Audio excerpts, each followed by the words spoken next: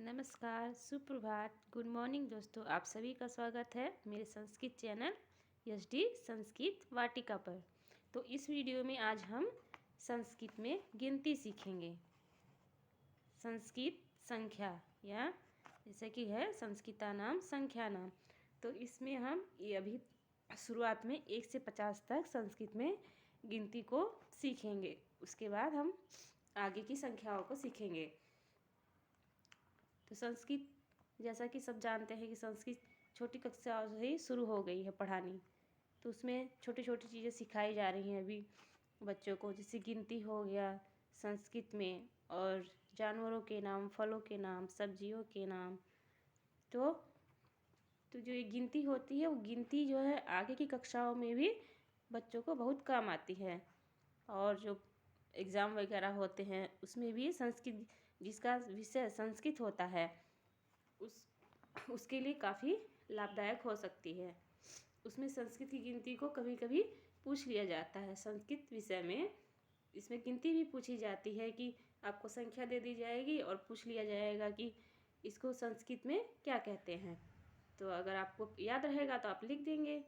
तो इसीलिए आइए देखते हैं हम लोग संस्कृत में गिनती 1 से 50 तक। तो शुरुआत करते हैं। क्या है?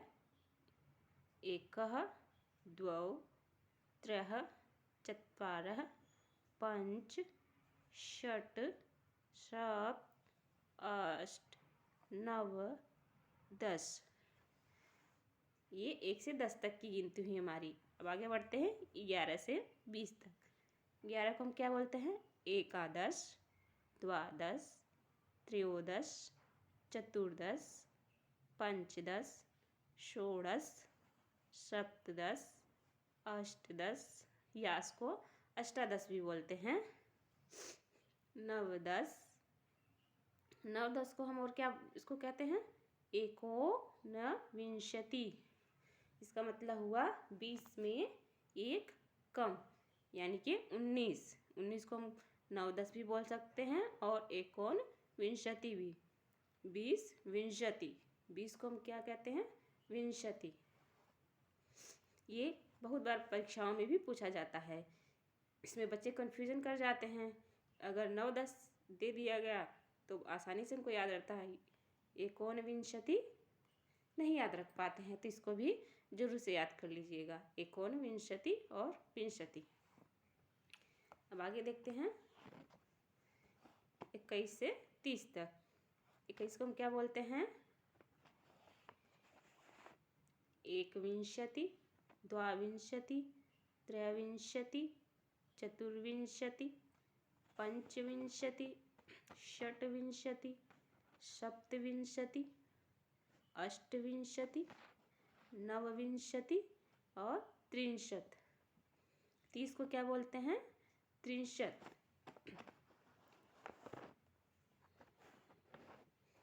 अब 31। 31 की संस्कृत क्या होगी? एक त्रिंशत। त्रिंशत मतलब 30। 30 में एक जोड़ दिया हमने, 31 हो गया। द्वात्रिंशत, त्रयत्रिंशत, चतुस्त्रिंशत, पंचत्रिंशत, षट्त्रिंशत, सप्तत्रिंशत, अष्टत्रिंशत, नवत्रिंशत। देखिए अब यहाँ पे एक हमको और नया शब्द मिल गया ना, 39। इसका भी मतलब वही होगा जो है ना आगे बताया है, एकोनविंशति। यानी 39 में एक कम, 39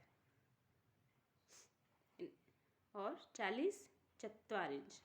40 को हम क्या बोलेंगे? चत्वारिंशत। आगे देखते हैं।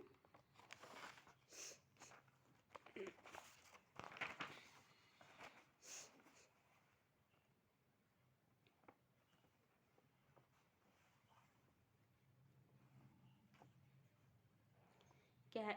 41 को एक चत्वारिंशत, द्वाचत्वारिंशत, त्रयश्च चत्वारिंशत, चतुश्चत्वारिंशत, पंचचत्वारिंशत, षट्चत्वारिंशत, सप्तचत्वारिंशत, अष्टचत्वारिंशत, नवचत्वारिंशत, एकोन पंचाशत। देखिए यहाँ पे हम लोगों को मिला एक और नया शब्द ना, एकोन पंचाशत। इसका भी वही मतलब हुआ, 49 में 1 कम 50, 49 में 1 कम हो जाएगा 50 में 1 कम 49, एकोन 1 नहीं है, पंचाशत, 50 होने में 1 की कमी है, पंचाशत यानी 50। तो आइए देखते हैं इसमें आगे संख्याओं में, जो मैंने आपके शुरू में संख्याएं पढ़ाई हैं, 1 2 3 4।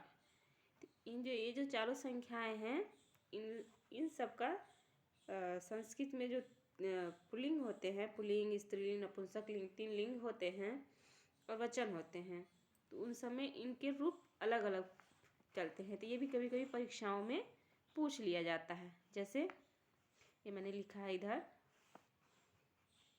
ये देखिए, जैसे पुल्लिंग में एक है तो उसको एका कहेंगे, स्त्रीलिंग में आके वो एका हो जाएगा, और नपुंसकलिंग में एकम हो जाएगा। उसी तरह है द्वौ, पुल्लिंग में द्वौ होगा, स्त्रीलिंग में द्वे और नपुंसकलिंग में द्वि। समझ रहे हैं आप? पुल्लिंग में 1 है तो एकः, स्त्रीलिंग में आके उसका रूप बदल जाएगा एका, और नपुंसकलिंग में एकम हो जाएगा। उसी तरह 2 को द्वौ, स्त्रीलिंग में हो गया वो द्वे, और नपुंसकलिंग में द्वि। इसी तरह 3 पुल्लिंग में त्रः, स्त्रीलिंग में तिस्रः, और नपुंसकलिंग में त्रीणि। इसमें और इसमें बहुत कन्फ्यूजन हो जाता है परीक्षाओं के, तो इसको हमको ध्यान रखना है। स्त्रीलिंग में 3 का अगर हमको पूछ लिया गया, उसका स्त्रीलिंग में रूप कैसे होगा, तिस्रः, और नपुंसकलिंग में त्रीणि। उसी तरह 4 पुल्लिंग में हो जाएगा चत्वारः, स्त्रीलिंग में चतस्रः, और नपुंसकलिंग में चत्वारि। इसको ध्यान से आप लोग याद कर लीजिएगा, और हो सकता है अपनी कॉपी में भी लिख लीजिए।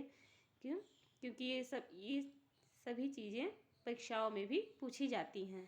तो इस वीडियो में बस इतना ही। अगर वीडियो अच्छी लगी हो तो उसको ज़्यादा से ज़्यादा लाइक कीजिए, शेयर कीजिए, सब्सक्राइब ज़रूर कीजिएगा। और अगर आप किसी संस्कृत में ही किसी और विषय पर पढ़ना चाहते हैं, जैसे व्याकरण में पढ़ना चाहते हैं, संज्ञा संधि वगैरह पे, तो उसको भी कमेंट बॉक्स में ज़रूर लिख के बताइएगा। धन्यवाद। सुप्रभात दोस्तों।